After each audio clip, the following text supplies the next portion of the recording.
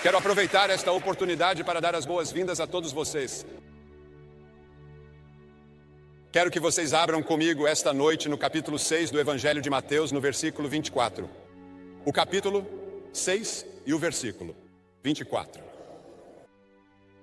Estas palavras ninguém pode servir a dois senhores, porque ou há de odiar a um e amar o outro, ou se dedicará a um e desprezará o outro. Você não pode servir a Deus e ao materialismo ao mesmo tempo.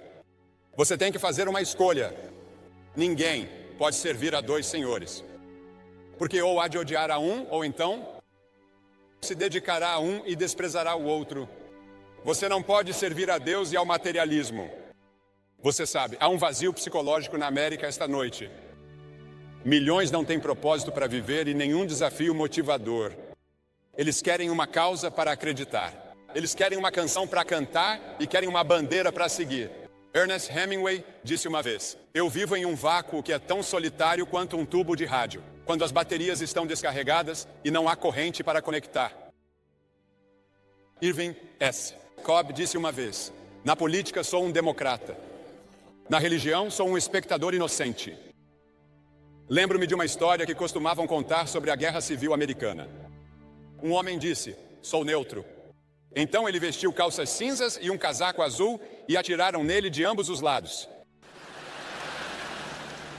Cristo nunca permitiu que as pessoas fossem meros espectadores e observadores. A palavra Cristo vem do latim e significa literalmente partidário. De Cristo, um partidário de Cristo. Você sabe, eles estão tendo todos aqueles problemas lá na Iugoslávia e o senhor Tito morreu há algum tempo e deixou um vácuo naquele país. E as pessoas que o seguiram na luta contra os nazistas durante a guerra eram chamadas de partidários. Sou velho o suficiente para me lembrar disso. E eles eram chamados de partidários e eles se comprometiam. Eles acreditavam em algo. E esses partidários nunca se mantêm neutros. Eles nunca jogam pelo seguro. Eles nunca ficam em cima do muro. Eles nunca são espectadores na luta de seus tempos. Eles tomam partido. Eles se comprometem. Eu ouvi no Texas, perguntaram a este homem: você é um cristão? Ele disse: não, Deus sou batista. A palavra cristão nos primeiros dias era usada com desdém. Era um termo de reprovação. Muitas pessoas têm uma ideia errada sobre o que é um cristão. Elas pensam que um cristão é uma pessoa que reza, que vive pela regra de ouro, que é sincera, que vai à igreja e que segue os 10 mandamentos. Todas essas são coisas boas. Elas são produtos, muitas vezes, de ser um cristão, mas isso não faz de você um cristão. Isso realmente não faz de você um verdadeiro seguidor de Jesus Cristo. Um cristão é alguém em cuja vida 3 coisas aconteceram. Primeiro, ele fez uma escolha. Por toda a Bíblia somos convidados a fazer uma escolha. Adão e Eva fizeram a escolha errada. E isso afetou toda a raça humana porque pecaram contra Deus. E isso se tornou uma doença que passou de geração em geração. E você e eu temos uma doença que vai terminar em morte física e morte espiritual, a menos que retornemos. A menos que nos voltemos para Cristo. Toda escolha que fazemos afeta outras pessoas. Em Deuteronômio, no capítulo 30, Moisés convocou o povo de Israel: eu chamo o céu e a terra para testemunhar contra vocês neste dia que coloquei diante de vocês vida e morte, bênção e maldição. Portanto, escolham a vida para que tanto você quanto sua descendência possam viver. Escolham. Josué, no capítulo 24, Josué disse ao povo: escolham hoje a quem vocês vão servir. Muitos de vocês têm uma escolha a fazer. Conversei com um homem ao telefone e perguntei a ele: você aceitará Cristo como Salvador? Ele disse: não agora, vou pensar sobre isso. Tenho muitas perguntas a fazer. E ele fez uma escolha, mas disse: vou assistir na televisão. E estou orando para que ele faça a escolha certa. Em 1 Reis, no capítulo 18, Elias disse a todo o povo: até quando vocês vão hesitar entre 2 opiniões? Se o Senhor Deus é Deus, sigam-no. Se o diabo é Deus, sirvam-no. Jesus disse: entrem pela porta estreita, porque larga é a porta, e espaçoso é o caminho que leva à destruição. E muitos são os que entram por ela, porque estreita é a porta, e apertado é o caminho que leva à vida, e poucos são os que a encontram. Pense nisso. Jesus disse que é uma porta estreita, é um caminho estreito para a vida eterna, e apenas algumas pessoas vão encontrá-lo. A maioria das pessoas estará no caminho largo que leva à destruição, ao julgamento e ao inferno. Em qual caminho você está esta noite? Você tem que fazer essa escolha antes de sair daqui. E então, em segundo lugar, um cristão é uma pessoa que fez uma mudança na maneira como vive. O Espírito Santo entra em sua vida quando você recebe Cristo e Ele lhe dá o poder para mudar todo o seu modo de vida. A Escritura diz, portanto, se alguém está em Cristo, é uma nova criação. As coisas velhas passaram. Eis que todas as coisas se tornaram novas. Sua mente, suas emoções, sua vontade, tudo está envolvido nessa mudança. E isso afeta toda a sua vida quando você vem a Cristo.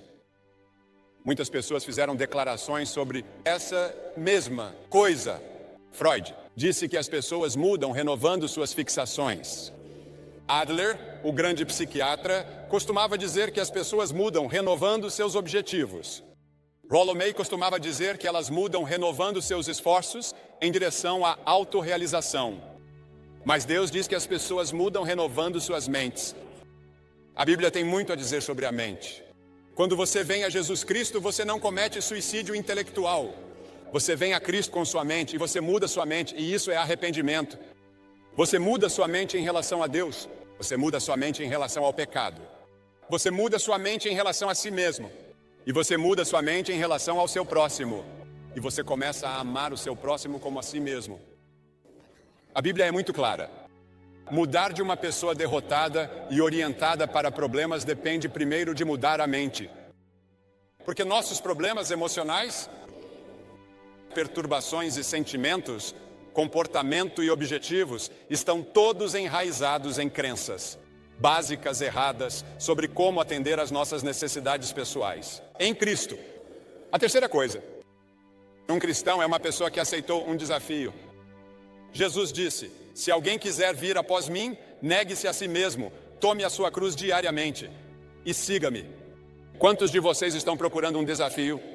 Se alguém quiser vir após mim, a primeira coisa que deve fazer é negar a si mesmo, suas próprias ambições egoístas, seus próprios objetivos pessoais. E você deve ir à cruz onde Cristo morreu por você e derramou o seu sangue. Porque veja, você e eu somos pecadores. Todos nós quebramos a lei de Deus e merecemos julgamento, merecemos o inferno. Vamos acabar no inferno, vamos acabar no julgamento. Mas Cristo veio à cruz. E pelas suas feridas fomos curados. Quando eles pegaram aquelas longas tiras de couro com pelotas de aço e o açoitaram nas costas, ele estava fazendo isso por você. Quando colocaram aqueles pregos em suas mãos, ele estava fazendo isso por você. Quando colocaram aquela lança em seu lado, ele estava fazendo isso por você. Ele foi ao inferno por você. Ele tomou seu julgamento e seu inferno, para que você nunca tenha que passar um minuto no inferno. E você nunca terá que enfrentar o grande julgamento de Deus. É assim que Deus te ama. Deus te ama.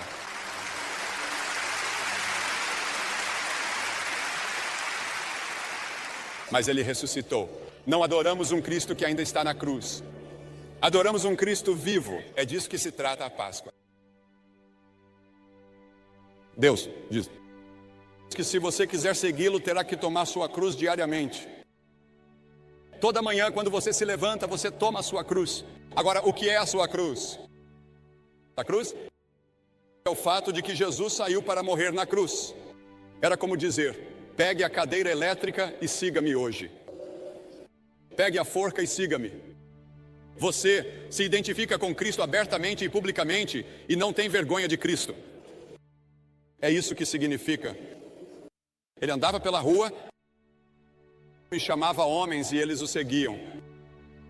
Agora, alguns jovens aqui esta noite resistem à ideia de escolha de qualquer tipo. Fomos chamados de a geração dos não comprometidos.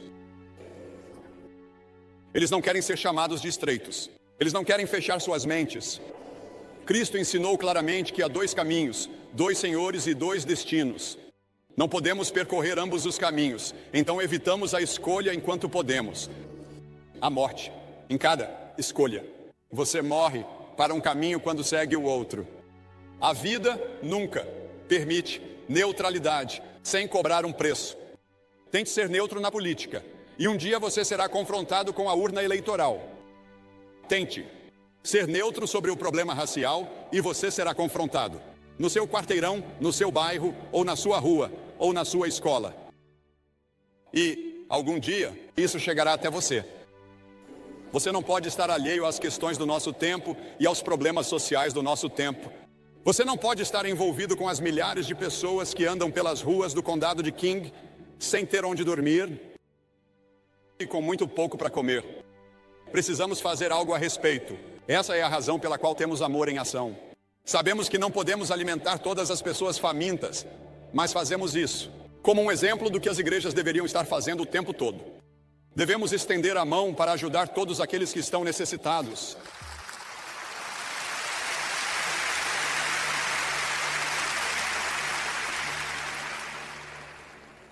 Algumas pessoas não querem se envolver nos problemas dos seus vizinhos. Há um momento, no entanto, em que você deve se levantar e ser contado. Jesus Cristo exige que você decida sobre ele. Pilatos perguntou: o que farei então com Jesus que é chamado Cristo? Pilatos lavou as mãos. Você tem que tomar uma decisão sobre Cristo. Quem dizem os homens que eu, o Filho do Homem, sou? E Simão Pedro respondeu e disse: tu és o Cristo, o Filho do Deus vivo. Agora, alguns estão relutantes em fazer a escolha por Cristo por causa da teologia. Você não quer aceitar todas as coisas que a Escritura ensina sobre Deus e sobre Cristo, até mesmo sobre o próprio Deus. A Bíblia diz: eu sou o Senhor Deus, eu não mudo. A Bíblia diz que Deus é um Deus de amor. E então vem a Bíblia. O que vou fazer em relação à Bíblia? Eu não posso aceitar a Bíblia. Jó diz: eu estimei as palavras de sua boca mais do que meu alimento necessário. Em 2 Timóteo, no 3º capítulo, diz que toda a Escritura é inspirada por Deus. A Bíblia é a palavra inspirada de Deus. Eu nunca passo 5 minutos me perguntando se esta é a palavra de Deus ou não. Aceitei isso pela fé há anos e nunca tive dúvidas sobre isso desde então.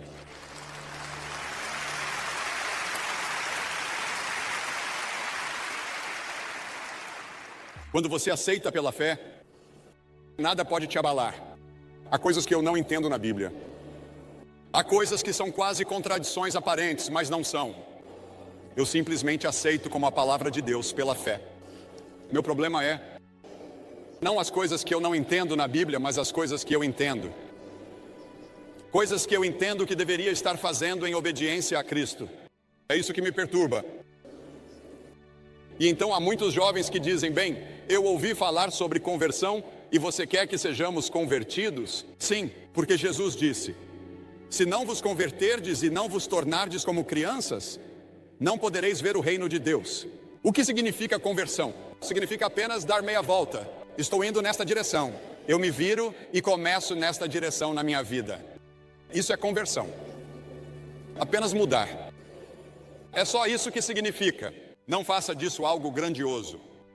Mas é algo grandioso porque sua eternidade depende de se você realmente foi convertido ou não. Você tem que ser convertido por dentro, no seu coração, não apenas nas coisas exteriores. Muitas pessoas acham que você é uma boa pessoa porque vai à igreja, foi batizado, ou talvez tenha sido confirmado na sua igreja. Mas você precisa vir e reconfirmar seus votos de confirmação. Você precisa vir e reconfirmar os votos de batismo que você fez, ou os votos de batismo que seus pais fizeram. Você precisa vir e tornar Cristo real em sua própria vida. E então alguns recusam Cristo por causa da igreja.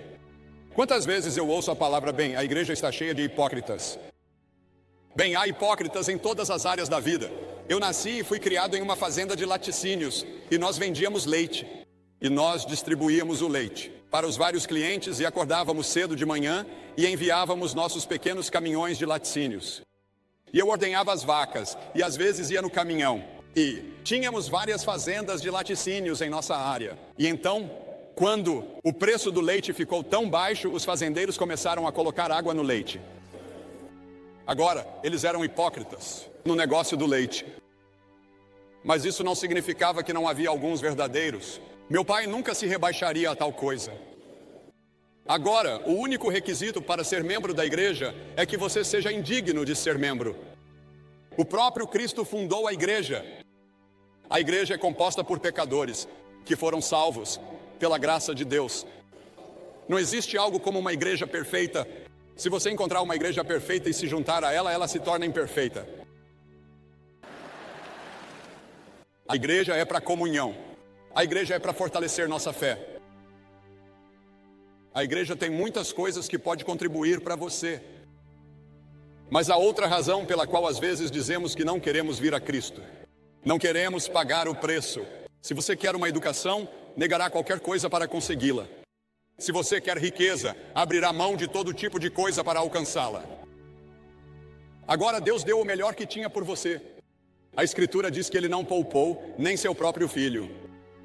A Escritura diz que o mundo passa e a sua concupiscência, mas aquele que faz a vontade de Deus permanece para sempre. De que adianta o homem ganhar o mundo inteiro e perder a sua própria alma? E então há outros jovens que têm medo de serem mal interpretados e ridicularizados. Não querem estar em uma minoria tão pequena. A Bíblia ensina que pode haver perseguição. Haverá. Você será mal interpretado. Você será um estranho em muitos grupos. E a pressão dos colegas é tão poderosa hoje em dia, nos vários níveis escolares, seja na universidade ou no ensino médio. A Bíblia ensina que você pode ser um estranho. Você pode ter que procurar novos amigos, porque uma das coisas que acontece é, quando você vem a Cristo, você entra em um mundo social completamente novo. E você descobrirá que terá irmãos e irmãs em todos os países do mundo. É uma grande fraternidade que nos unimos quando viemos a Cristo. Eu estive em muitos lugares, bem, não em todo o mundo, mas em muitas partes do mundo, e conheci pessoas que eram completamente estranhas para mim, mas no momento em que nos encontramos, éramos irmãos. Você pode não ser convidado para certas festas, você pode não ser convidado para certas coisas, e pode ter que pagar um preço por um tempo, até fazer novos amigos entre os crentes. Seguir a Cristo pode ser um negócio custoso. Mas o apóstolo Paulo disse, sim, e todos os que querem viver piedosamente em Cristo Jesus sofrerão perseguição. Isso faz parte do custo. Não é fácil seguir a Cristo em 1991 na América. É difícil. Custa algo. E então há muitos jovens que simplesmente adiam. Você diz, vou esperar até outro momento.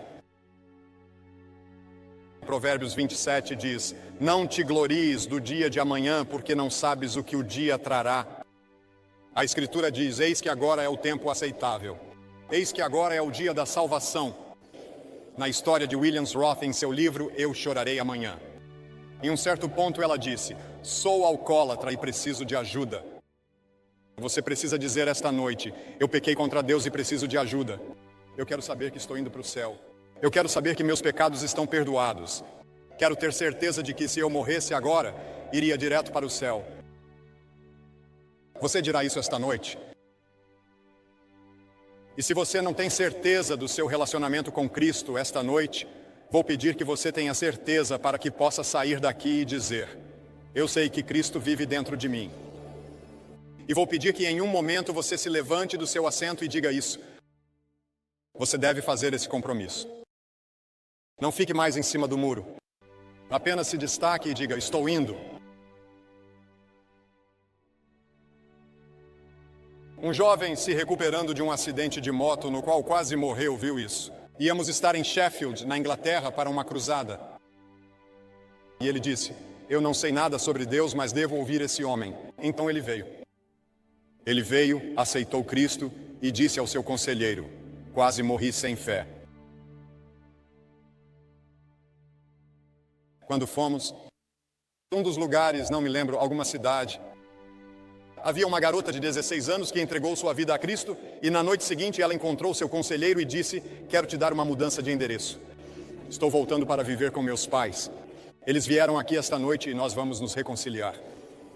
George Williams, que fundou a YMCA, veio a Cristo no século XIX, no oeste da Inglaterra, e ele escreveu isto. Não posso descrever a você a alegria e a paz que fluíram para a minha alma, quando pela primeira vez vi que o Senhor Jesus havia morrido pelos meus pecados e que todos eles estavam perdoados. Você conhece Cristo? Você tem certeza disso? Se há uma dúvida em seu coração e mente, certifique-se esta noite. Li a história de vida de Francisco Pizarro há alguns anos. Isso me veio à mente hoje quando estava lendo sobre os problemas que estão tendo no Peru. No século XVI, ele conquistou o Peru. No meio de grandes dificuldades, quando ele tinha apenas um punhado de homens restantes, ele traçou uma linha com sua espada no chão. Um caminho levava ao Peru, com riquezas e perigo, e o outro de volta para o Panamá, onde estavam seus navios e segurança. Ele escolheu marchar para o sul, rumo ao Peru, e se tornou o fundador daquela grande nação. Esta noite, você está na encruzilhada da sua vida. Você cruza essa linha que foi traçada na areia por nosso Senhor Jesus Cristo, e Ele diz: arrependa-se do seu pecado. Converta-se, venha a mim. Eu mudarei sua vida. Eu farei de você uma nova pessoa. Eu lhe darei um novo poder, uma nova alegria, uma nova paz, uma nova felicidade. Eu vou pedir que você venha. E ao vir você está dizendo: eu abro meu coração e entrego minha vida a Cristo. Eu quero uma mudança na minha vida. Levante-se e venha. Vou pedir que ninguém saia, por favor. Enquanto centenas estão vindo à frente para responder ao convite do Senhor Graham para se comprometer com Jesus Cristo, você pode fazer o mesmo compromisso exatamente onde está. Quero dizer uma palavra a você que tem assistido pela televisão. Você esteve aqui em Seattle, Washington, conosco neste grande reino, um dos grandes estádios do mundo. E vimos centenas de pessoas virem a Cristo esta noite, simplesmente sem saber tudo sobre isso, mas vindo para se oferecer a Jesus Cristo. E orando e esperando que haja uma mudança em suas vidas. Haverá com Cristo em suas vidas. Você pode fazer o mesmo compromisso onde você está. Faça o compromisso agora e diga sim a Cristo. Ele entrará em seu coração e dirá: Senhor, quero que uma mudança aconteça em mim. Nas relações com minha família, minha esposa, meu marido, meus filhos, meus pais. Eu preciso de Ti, Senhor, e quero que entres. Ele perdoará seu pecado. Ele lhe dará a certeza de que você irá para o céu quando morrer. Entregue sua vida a Ele esta noite.